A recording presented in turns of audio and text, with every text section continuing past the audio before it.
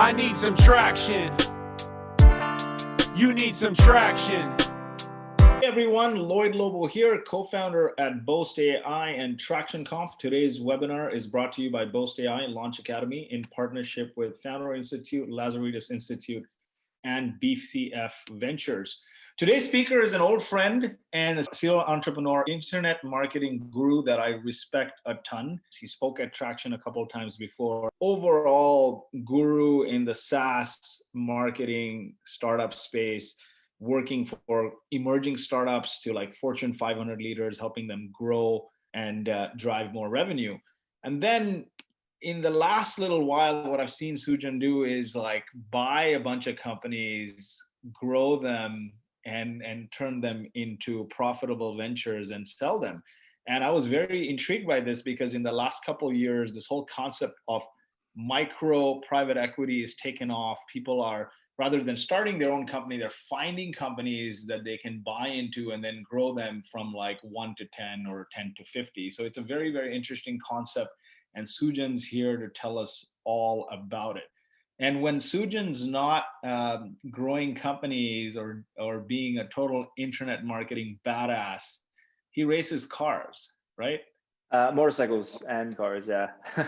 Thank you for the warm and welcome. Excited to chat today about everything I've learned the hard way, spending my money, my time over the last 5 years. And Lloyd and I have known each other for long enough to where we both had hair when we met. So very, very different time. But anyways, last 6 years or so, I've been buying, growing, and selling SaaS companies. I've done quite a bit of deals. Mostly started off with companies in the maybe $500,000 or so and in ARR, and then kind of have been moving up market. Along the way, I started my own. So just kind of quick overview. What we'll go into is kind of buying, the due diligence process, the growing and selling, and then a few things that can increase the value. Now, here's the thing. This presentation is really geared towards folks in SaaS, although the same things work in any business, whether it's e-commerce, marketplace, content site, whatever, service-based business. Like the basis of buying, growing, and selling don't change. Maybe some tactical things do. The other part of this I want you to know is that like this isn't like some silver bullet that you're gonna like magically now you know how to buy a company. Buying a company takes experience. There's no easy things to it. You can make a lot of mistakes, and I'll tell you some things that you can do to kind of help avoid those mistakes, but it does take experience. So let's jump into it. So a little bit about me. I bought and sold 12 companies so far. I'm a managing partner at Ramp Ventures. We own and operate about, I think we have 5 companies at the moment. Sorry, I bought one and I'm in the middle of selling one. So it will be 3 companies, hopefully in January or so. Also, as Lloyd mentioned, I'm an adrenaline junkie. So kind of outside of, what I do day to day, I love just kind of cars and bikes and anything that can get me in some serious trouble. So let's talk about the buying side. And again, like post the questions in chat or what have you, and I'll answer the questions later. I'm sure Lloyd will also have some questions too. So let's talk about buying. First and foremost, I'm just going to share with you a bunch of advice. So, we'll share this presentation in the slides later, but I think if you're new to buying, use a broker. Good brokers for SaaS would be FE International, Quiet Light Brokerage, Digital Exits. There's a lot of brokers out there. I think FEI, Quiet Light are probably the most notable, larger ones these days. And I think it's just very, very effective way to kind of buy companies. Why? Because they pretty much put the deal on a silver platter for you, meaning like, here's all the information you need to know. They've done a lot of work on the back end to kind of validate the company. Other places to buy companies are a marketplace. If you're looking for more smaller companies, maybe sub 500K, and the brokers have it too, but Micro Acquire, I think that's a really good new emerging one. They have a lot more deals these days. Deals in the sense of like companies for sale, not that you're going to get a good deal on a company. FLIPPA, Empire Flippers, They both kind of have decent size, decent amount of deals, maybe not as many of sizable companies, but if you're just getting started, those places are great places to start. You know, my first company I bought, I think it was doing maybe 2 or 3K MRR. And then I just kept working my way. And so we've just been buying larger and larger companies. But what we learned along the way, by the way, is a key takeaway, which is it's a same amount of work if I buy a company that's doing $2,000 in MRR versus $200,000 in MRR. Obviously, everything is harder. Like you have to grow a greater rate, but at a larger company. But you have $200,000 in monthly revenue or yearly revenue or whatever to work with, right? So it's the same work, it's the same stress. If service goes down, you have a support issue, it's really the same amount of kind of stuff to deal with. It's just you get a bigger reward. So, you know, we've kind of been moving more and more up market. And the third way, and again, this is where I found most of our companies, actually about half our companies have come from this, but our best deals have come from this, is outbound, right? So I want to just break it down to the very simplest way to get started, because it really comes down to just doing the homework, building a list, reaching out to people. We run a company called Mailshake, which is one of the companies that started out of all the companies I run. And we're an outbound sales tool. And so we see all sorts of folks come through the door, lots and lots of brokers, companies doing kind of using outbound to find companies. And what we found is there's not really like a specific email that works better or a hack to make things faster. It's actually just doing the work. So with that being said, my approach to finding a company to buy in outbound, we bought a company in the HR tech space. So I'll just use the kind of framework we used in January, actually December of last year, deal closed in January of this year, to buy a company. So we said, I want to go in the HR tech space. Why HR tech? Because we're into it. I've worked at like 6 or 7 different companies in the HR tech space. I know it, and SMB focused HR tech. So that was the criteria. So like, how do we make a list of all the HR tech space? Okay, first of all, I just Googled HR tech landscape, right? Everyone has probably seen something like this. Lots of different SaaS companies, folks organize it well, pretty graphics. And I went and said, okay, look, here's the different types. There's recruiting, there's hiring, there's onboarding, there's performance management, there's learning development, employee engagement. Where do I want to play? Like, what space do I want to play in? And some of these companies that are listed here have actually pinged them, right? And I just made the list. And eventually I figured out ways to do this, and I hired somebody to, like, their job every week or every category I come up with is to find me the 500 companies in this space, and then to find out more information about them. I use Crunchbase. I use anything notable at the amount of money they've raised or any of that information. What I'm trying to figure out is their revenue. And so, you know, I looked in the workflow management space. I looked in the recruiting and kind of talent discovery, as well as somewhere here there is like management. So I would say in integrated management suites is probably the best category here. I wouldn't call it that category, but anyways, I literally just made a list of like the 500 companies in the space, and some of them are pre-revenue, some of them are really old, and then I went and said, okay, what are the 20 or 30 I think I could buy?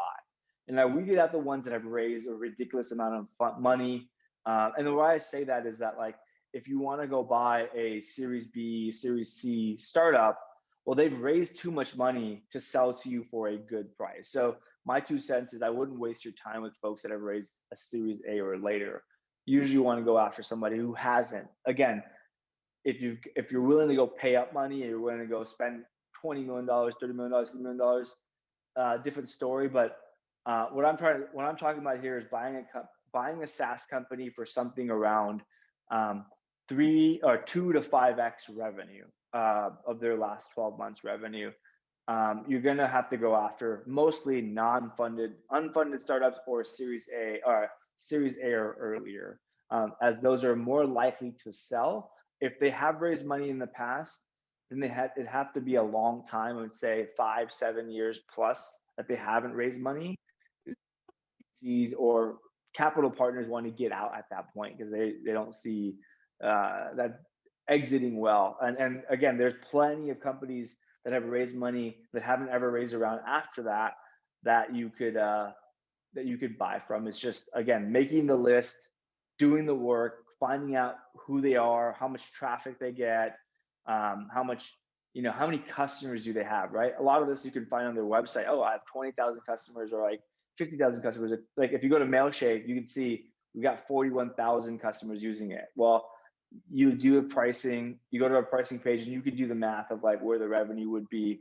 You might be off by, some, but rough math might work out. So anyways, obviously outbound is my favorite. I wouldn't start there though. If you've never bought a business before, don't start outbound, because you don't know what you don't know and you have no way to ask the right questions. You just haven't been through a deal. So don't do that to start. Maybe your second or third deal. And really, when it comes to buying companies, my 2 cents is buy companies that are weak in areas you're strong. So I'm a good marketer. I'm good in the B2B self-service SaaS. Like that is my forte, and I play in that space. If I were to go buy a company that does enterprise, top-down deals, I would probably mess it up. That's not an area I'm very strong in. Not that I can't do it, but that's not my bread and butter. For example, if you're a salesperson and you're awesome at sales, well, buy a company that sucks at doing sales, because that one thing that you're good at, you just owning the company and thinking about it from a sales perspective immediately is going to make the company do better. So it's almost like what's the quick win, and just go inverse with your skills. Definitely don't buy a company that's weak where you're not strong. It's going to end poorly. You're going to waste lots of money, lots of time, and it's going to suck. All right, let's talk about the due diligence process, because I think this is an area where most people, especially maybe your first few deals, even myself, this is where you should be walking away from the deal. So let's say you go, hypothetically, you've gone through the HR tech space, you found you reached out to hundreds of companies, you found 10 people that you had a conversation with, 1 or 2 that are like, okay, I'll talk to you, but I'm interested in selling. They accept your offer. Again, I'd say expect somewhere between 2 to 5x trailing 12 months of revenue, ARR roughly, is what a deal would be, what the general price range is. If you want to look at the price, there's SEG, Software Equity Group, or that does a report every quarter of private companies. But even then, like anything under $10 million in ARR generally doesn't have that average or precise of a price. I think the blended average of that, the last report I read, was of about 100 companies in the last quarter sold for about 4x ARR, or trailing 12 months ARR. So that doesn't necessarily mean that that's what people are paying. I can tell you, I personally paid 1x ARR or even less than that, or I've valued companies based off of their profit margins as well. So you could buy with whatever, but let's just say you have a deal. Now you have to do due diligence. This is the time frame where you can walk away from this deal, or maybe you find all these holes in it. And so here's the due diligence process. So again, first and foremost, use a broker if you've not bought a deal before. Even if you found the deal, use a broker and pay them, I think, a few $1,000 to help you do the due diligence and just vet the deal, because brokers, their whole job is to vet deals, right? I'm selling a company through a broker right now. They ask me for all of my bank statements preemptively, right? My P&L, they've asked for access to Google Analytics, access to QuickBooks. We use that for our finances, bookkeeping. They've asked for so much shit that if I were a first-time buyer, I wouldn't be an expert at dealing with this. So it's they just remove the obvious fraud and the obvious mistakes and the things that they would think it would hurt the sale, so that you don't have to do that, same mistake again. Again, you can hire an FBI even if you've got the deal in place. Number 2 is, I misspelled this. It's use DENTURICA. so it's C instead of D here, Centurica, for overall due diligence. Centurica is awesome. DENTURICA is not. I've never heard of this company, sorry. They do a full due diligence process. I think it's a few grand total. They do a marketing due diligence, a financial due diligence, tech due diligence, although I'll get into that in a second. But they can kind of cover your overall diligence process. They probably won't be doing the legal side of things. I think you'll need kind of more of a lawyer or someone who's experienced at that to do that. But the point is, there's a company whose job it is to do due diligence, and it's a few $1,000 bucks. And I think you can kind of go up or down based off of how much you want.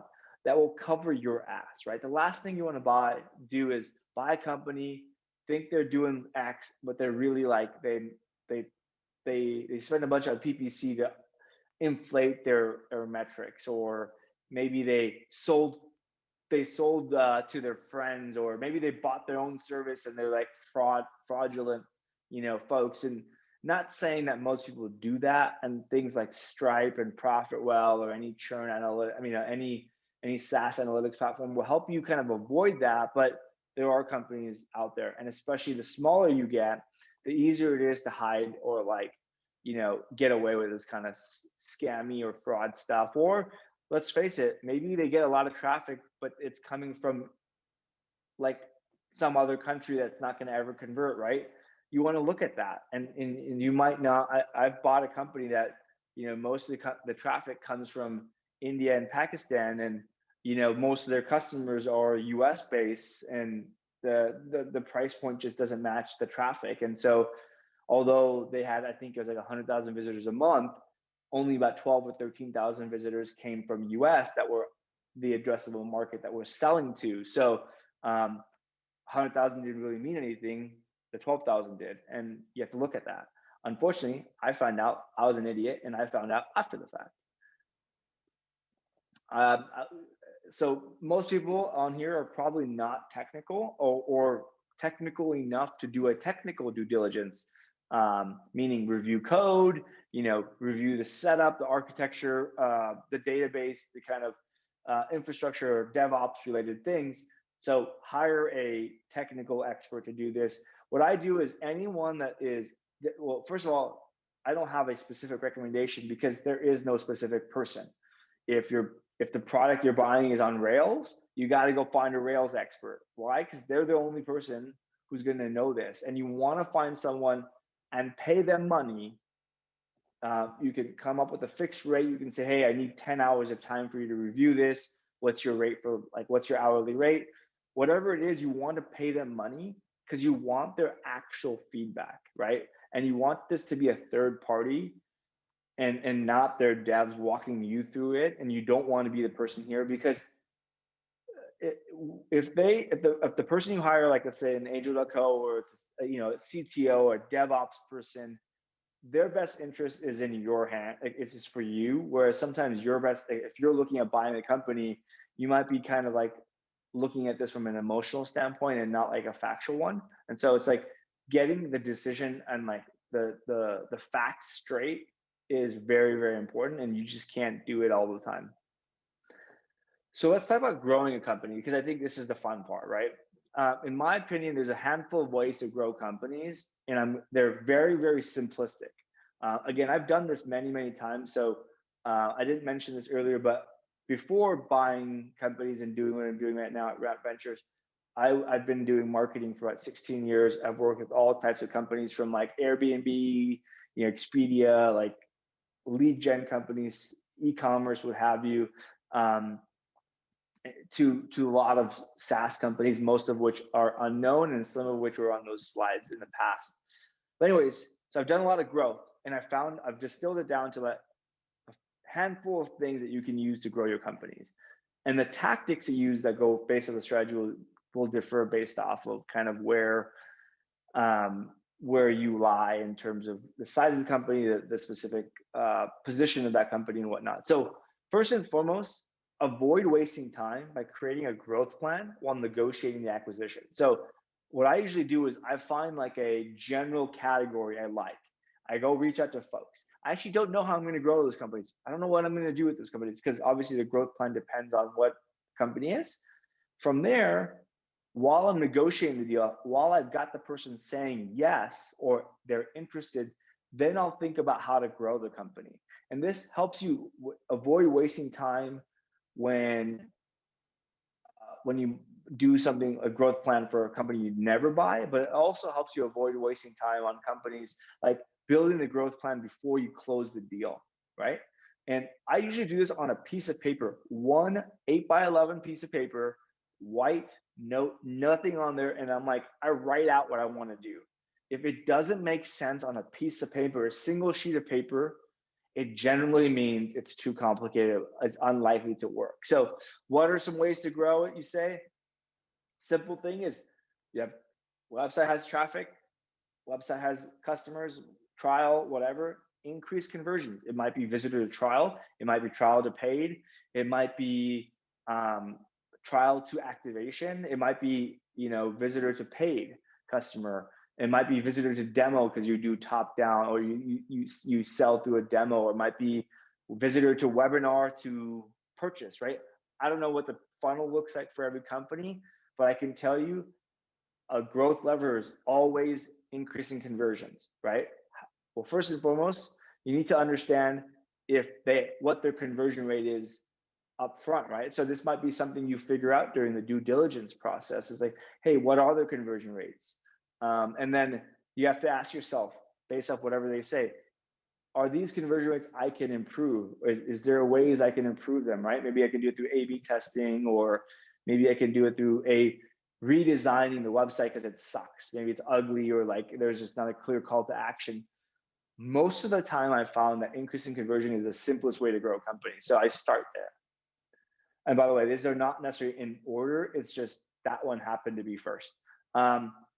Increasing traffic, right? Very obvious way to grow a company, either through SEO, PPC, better, maybe you can get some word of mouth, app store optimization, content marketing, partnerships, you name it, right? There are always ways to improve traffic. Focus on that. Traffic is a long-term play, so it's going to take time.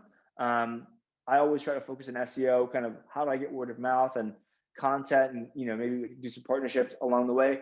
These things take a year or two to increase traffic substantially. So hence conversion and traffic. Combine that, you get a lot. Third thing here is, or fourth thing here is add a sales touch, right? So let's say, again, I focus on the self-service.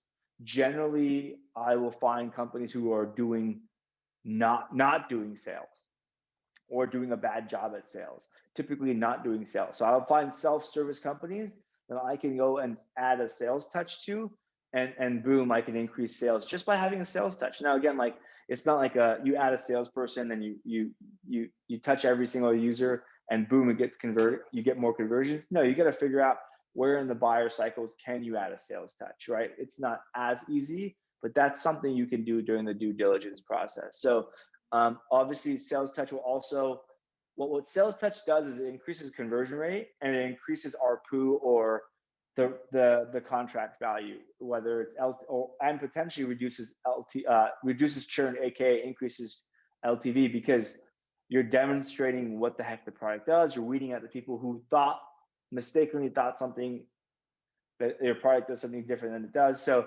again, sales adds value in a different way, many different ways.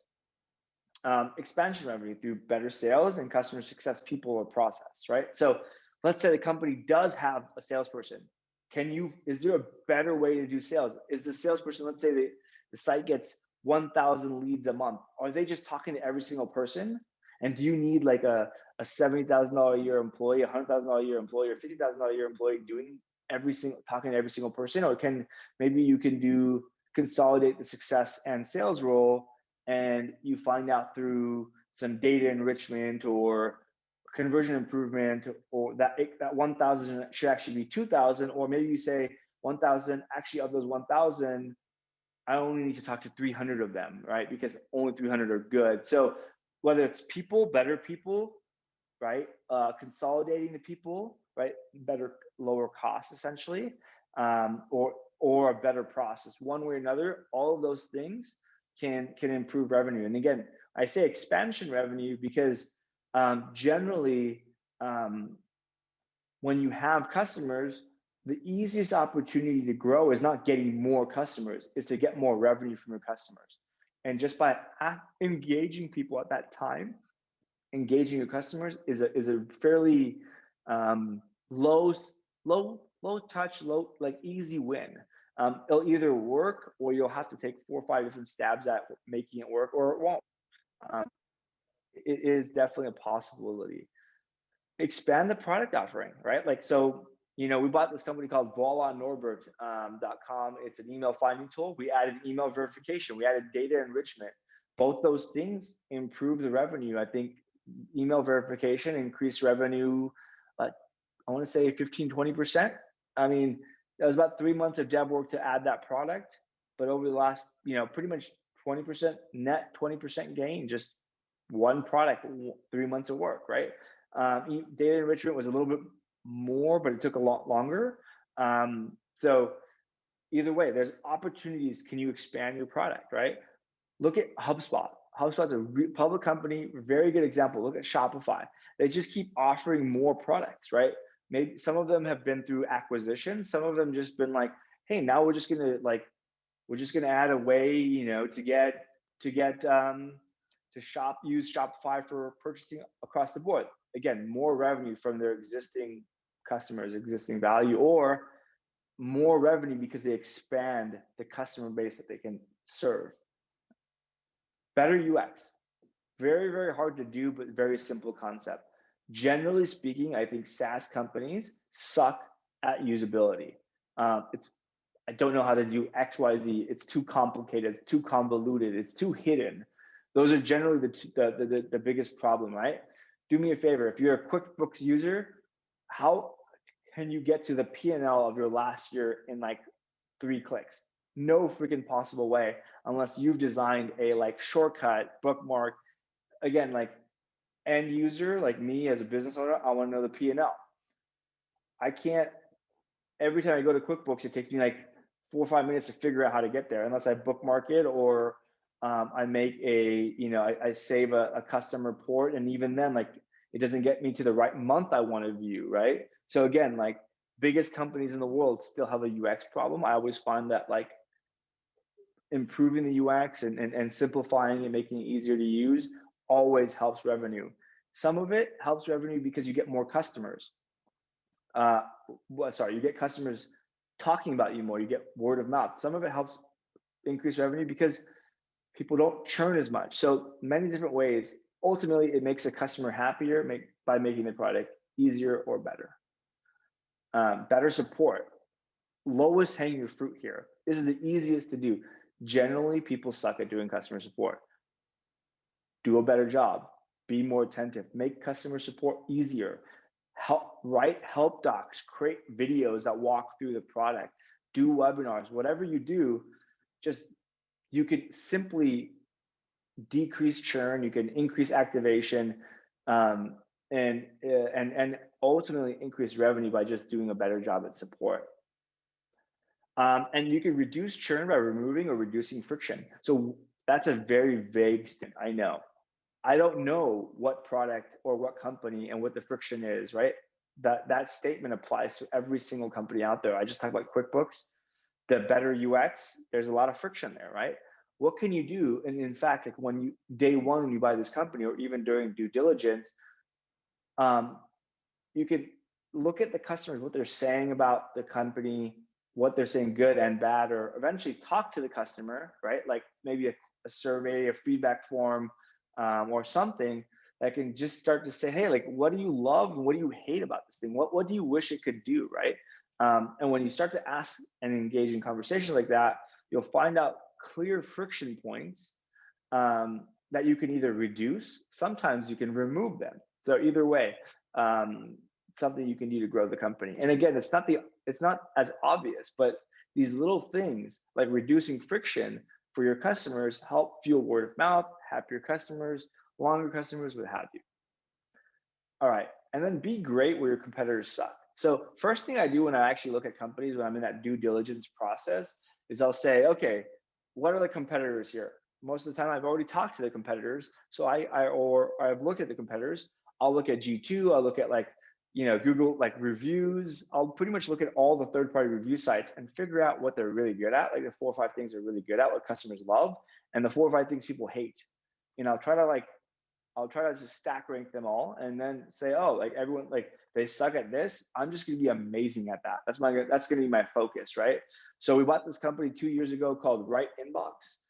It's a Chrome extension for Gmail. It helps you kind of send an email later, track emails, what have you. Like it's for sales folks. But anyways, our competitors, the reviews on their Chrome store, as well as like third-party sites, all support sucked.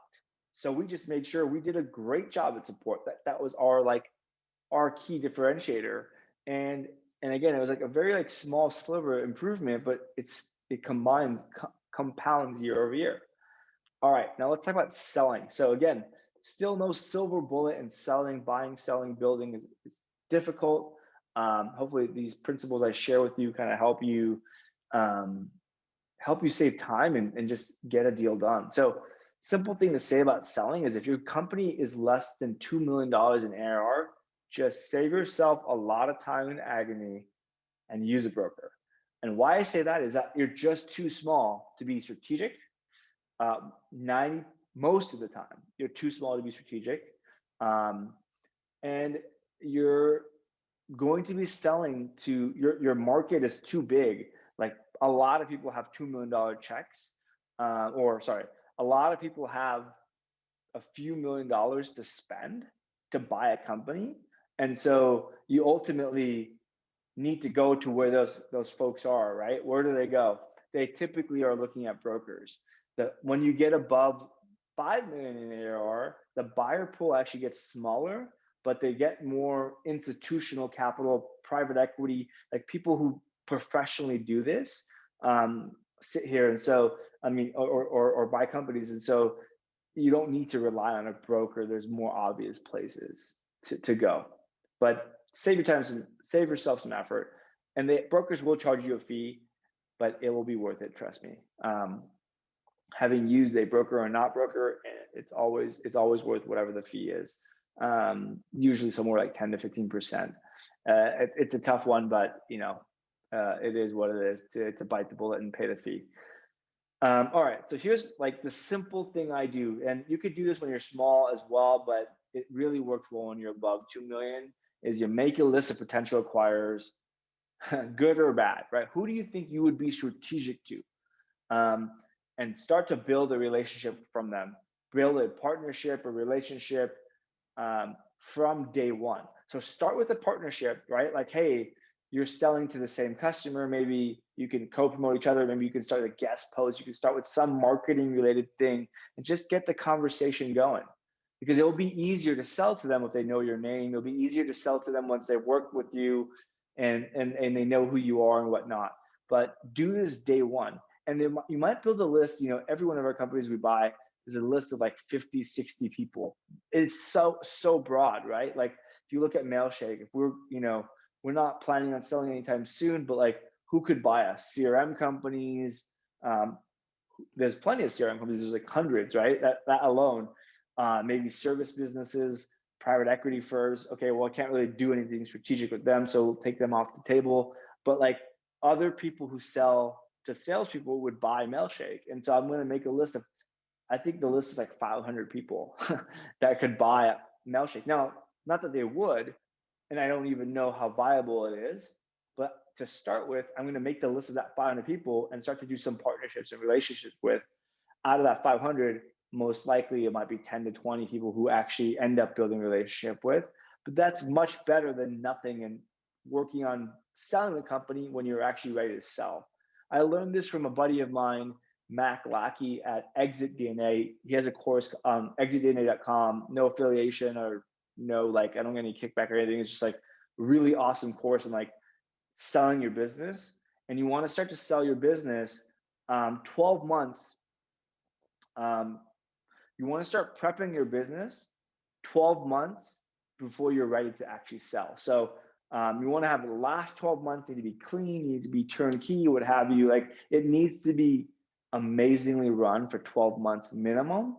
And you need to start doing the things to start selling 12 months in advance, because there's a lot to do, right? Like, what if you're writing your cell phone bill off on your company? Like, why would you like mess up a deal because you want to just save money on your cell phone bill, right? Like random stuff that you like don't know. What if you don't have your clean P&L? Well, you know, it's not like it takes, you know, it's not like you can clean your P&L within, you know, a month or two.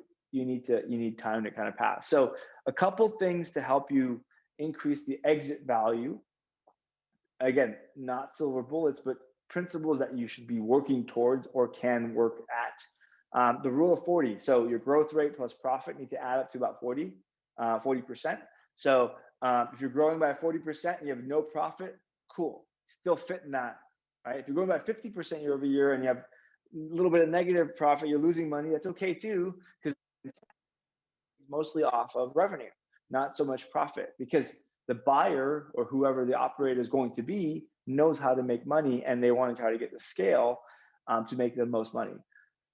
Leave room for the buyer to grow the company, right? So this is kind of a weird thing, right? Like earlier on, I told you like there's so many different ways to grow the company. But I'm actually telling you, intentionally leave some room of ways to grow the company so the buyer can reap the benefits. And when you're going through the sale process, spell it out for them. Don't leave it to chance, saying, hey, you can grow your company with X, Y, and Z. That's what I would do to grow the company if I were going to run it still, right? Literally tell them what to do, right? And then lastly is run your business as if you're going to sell it tomorrow. Trust me, it is so much easier to run your business clean, have a clean P&L from start, than to clean up your P&L, to clean up your ops, to get yourself out of the weeds, right? Like, so I run 6 businesses right now technically, but I'm counting as 5 because one's going through a sale. I work, I don't know, probably like 40, 50 hour weeks. I'm not like, I can go away for a day at a time, weeks at a time, probably days at a time, not weeks at a time, without the business imploding, right? There's people and processes in place. I use the framework from the book Traction, EOS. Scaling Up is another good one from, books Scaling Up from Ern Harsh. But anyways, my point is run the business as if you're going to sell tomorrow, meaning it has to be profitable. You can't be in the weeds. You can't be the single point of failure on most things, right? Not all things. I think that's impossible, but most things, right? And you want to have a good leadership team. You want to have good processes and documentation for stuff. You want to make it easy for onboarding. You want to have a good culture. So like that one thing, run your business as if you're going to sell tomorrow, is literally 10 things in one. But really, really good book called Finish Big, or another book called Built to Sell. Read those 2 books. I think it will help you kind of maximize exit value. And that is it, you know, in a nutshell. Go buy, grow and sell your company. Ping me along the way if you need anything. Fantastic, man. I learned a ton. Now I'm excited to buy a few companies, although I don't have the time, and I want to tackle time as the first one. You dove into some books and some frameworks, but you can't obviously run 6 companies without having a great team by your side, right? So when you buy these companies, how do you think of resourcing on like in the first 6 months? Like who are the key people you bring in and add? That's a great question. I think, and I wanted to go into the whole like team side of things from day one, but like so much information to kind of pack. So I think that's a presentation on its own. But the simple answer is, as I'm going through and buying this company, I'll actually be hiring the team at the same time, right? I'll be like interviewing and building out the team, but really you need somebody strong technically, right? Like, so think about someone who can run the development side of things. I look at where I can use, where I need employees and where I need contractors, right? So if let's just say you're buying a company that's above 2 million in ARR, you probably want employees for every critical function, meaning like somebody to do support, somebody to do marketing. It might be 1, 2 people, sales, 1, 2, 10 people, whatever, right? I don't know how many people will fit there. What I look for is if it's big enough of a company, I want a manager, somebody who's been there, done that, can hire people to do the execution, and is willing to get their hands dirty and roll up their sleeves and do sales calls along the way while they bout a process. If it's under, or I want somebody who's a good individual contributor, meaning an individual contributor that is intrinsically motivated and can kind of manage themselves. And so I check in with them. I would say if you're above 2 million, let's say 2 to 10 million in ARR, you definitely want managers, and then maybe, you know, a small team, but you want to be hiring the managers up front. So when I buy a company, the first 6 months is all about building the team. During the due diligence process, I set the plan. And so the first 6 months is building the team and executing that plan. Now, I expect maybe 30 to 50% of my plan to actually work. And I say that from hard-learned lessons. So not everything works accordingly. Now, one thing I want to mention very clearly is that there are places where you can, if you're not 100% sure, hire contractors, right? So there's plenty of marketing agencies out there, plenty of marketing contractors, or plenty of smart people who you could borrow, like you could pay for 10 hours of their time a month or 5 hours of time a month. So, you know, some of the smaller companies, we don't have a full-time VP of marketing, but we definitely have a VP of marketing that we spend, you know, that is and has been a VP of marketing at large companies or mid-sized companies that we use for 1 hour a week or 5 hours a week. And we use their brains, not their hands, right? And so the leverage on someone's brain is very, very, very high, where I might need a mid-level or junior marketer, but I need the VP of marketing's brain to kind of help check in on them, right? And so that allows me to step out.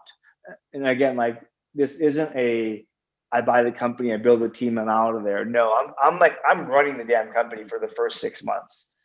And then I can kind of step out slowly the second 6 months.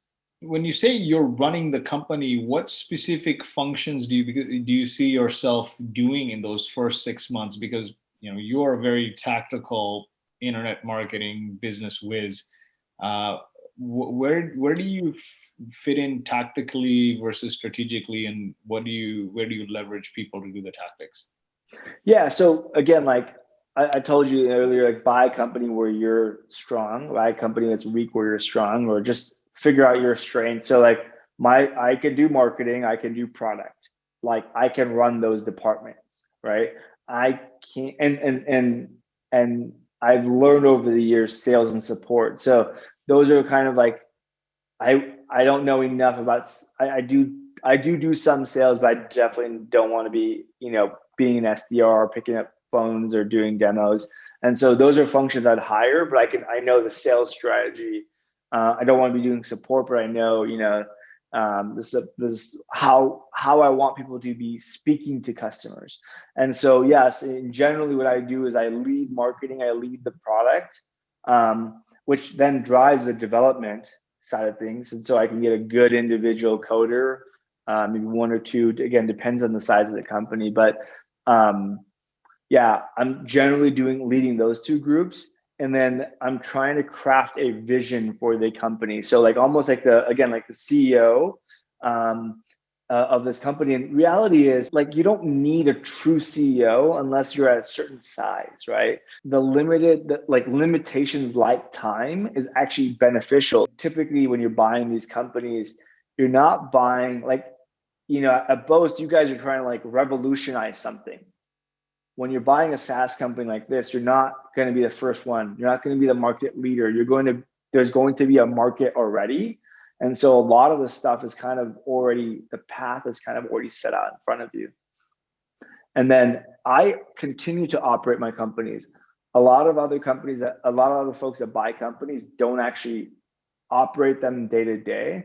I actually check in on them as if like, again, as if I'm a CEO every day, every week on like, on the companies, how they're doing and whatnot. Another way to run this is you kind of hire a CEO.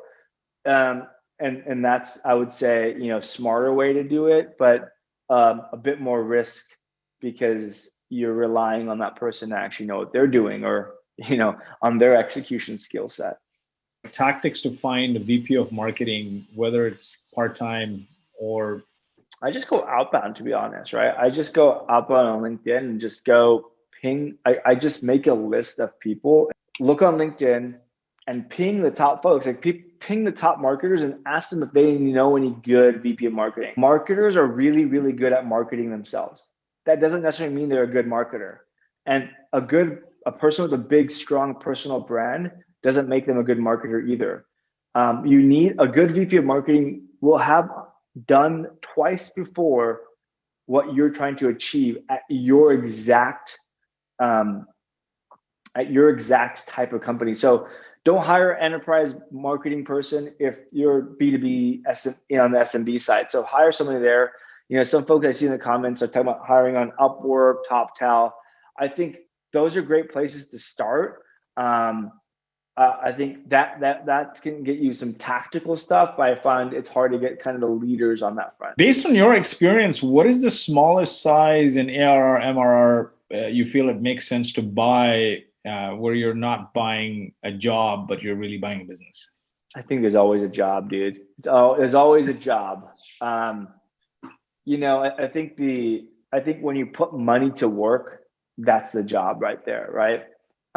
Meaning, if you put $1 million to work, you buy a company for $1 million, you buy a company for 10 million, you buy a company for 100 million, or even 100,000. It's money. You had to save it, borrow it, got a loan, whatever. It's money, and it is now your job to make sure that you don't lose it. So I don't know. I think there's always a job. And I think when you're buying companies, it's always a job you probably don't want. Like I think buying companies, it's like, think about the worst job you had. It's like doing that. Because the reason I say that, I don't mean that in a bad way. I just mean that you're going to be having, if you own the company, you are the janitor of the company. Like, your job is to do all the shit that can't be done by the people you've hired, right? And or to get it done, right? Not forever, but maybe for a while, right? So, you know, like my business partner is like my COO and kind of the ops person. And that's the nice way of saying he does all the stuff I don't want to do, right? He does all the stuff that needs to be done that I can't do, I don't have the skill set for, right? And so I think no matter which way you put it, there is a job, and probably a job you don't want. But the don't want part is, to me, is a motivating factor to hire out that role or those pieces. Definitely. On the financing side, like what's a typical deal structure look like in terms of like debt, venture financing, earnouts? Can you talk a little bit about that? So I would say it's all across the board. I think where most people end up doing a deal, right, is usually mostly cash up front, somewhere between probably like 60 to 80% cash up front, and somewhere between 2.5 to 4x revenue is probably the range you're going to get a deal in. Can you get a deal for less cash up front? Absolutely. There are ways. There are, like with Quiet Light, Brokerage, and even FEI, they do have SBA approved companies, meaning you can get an SBA loan to pretty much to buy the company. But the caveat is the SBA loan process takes time. It takes months. Like, I think it's like 3 to 4 months to close the loan even, right? So that means you need the money before you can buy the company, and the seller might not want to wait around for that, right? And so I've seen people do no cash up front and just do an earnout, right? You want to figure out, I think the bigger question here is, when you go and find a company you want to buy, you want to figure out what type of deal the seller would be willing to accept. Like, are they open to an earnout, right? And I try to be transparent up front, like, hey, look, we do deals like this. In yours, we probably would buy something like 50-60% up front, and then next X over the next 2 years or 1 year. And here's why, because the risk, right? And so the earnout part is the risk. Now, if I was a seller, I want cash up front. And if you're a seller, can you get cash up front? Absolutely. It's a hot market right now. And the reason it's so hot is, one, rise of SaaS. It's a very, very profitable sector. Two, the stock market and other places to invest are performing unpredictably or poorly. And so people need a place to put their money.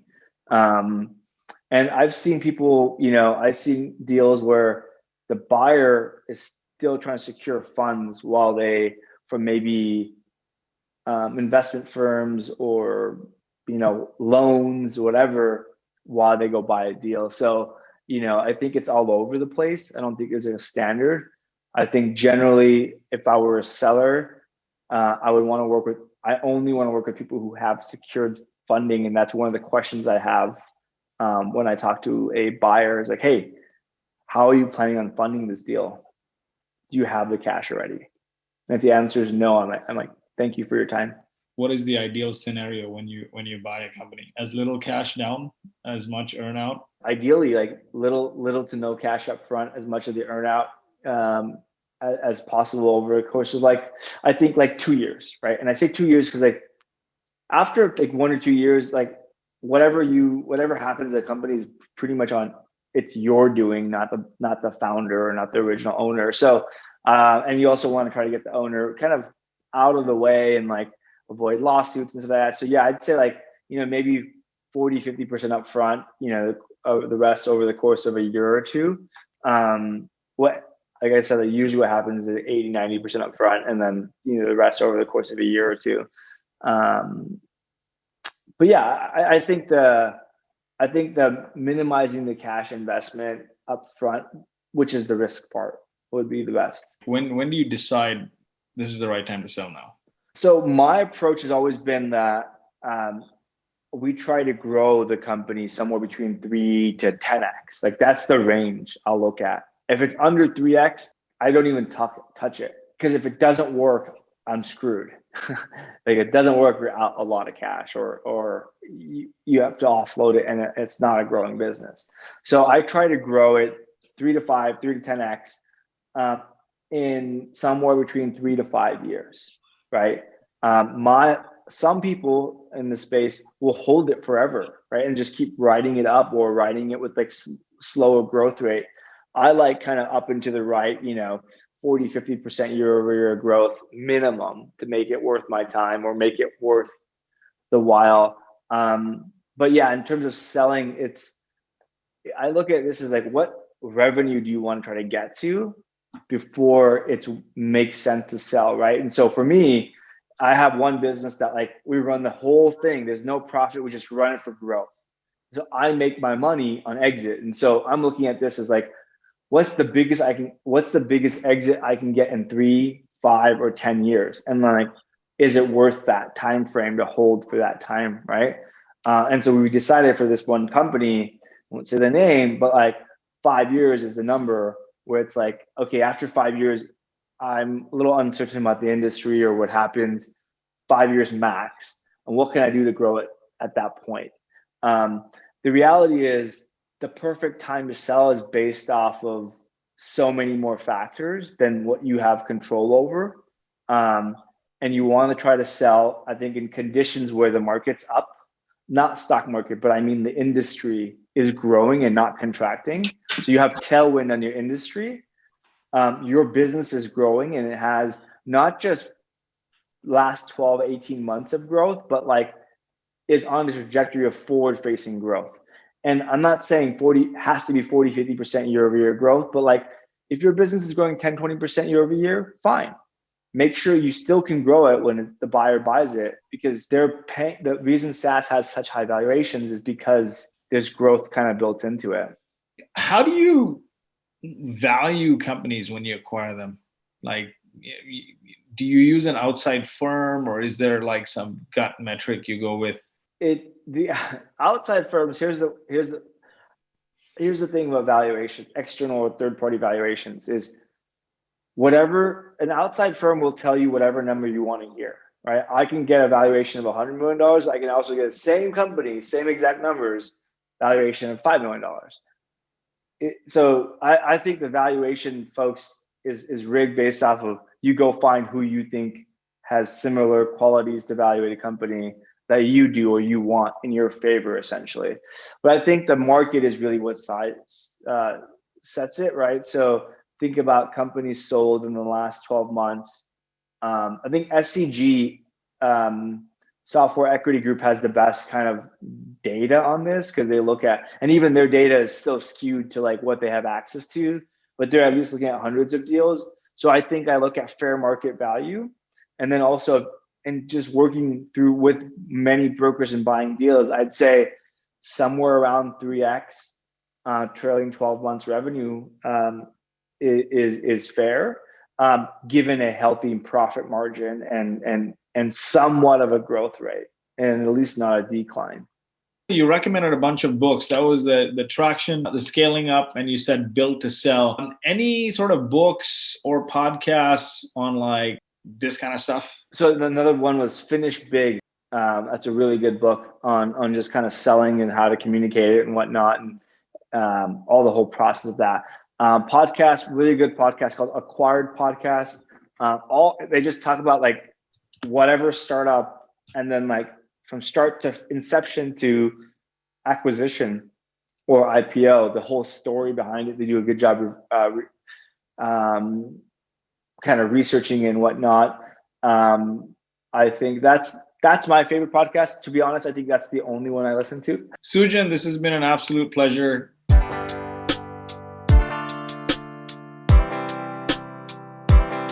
I need some traction.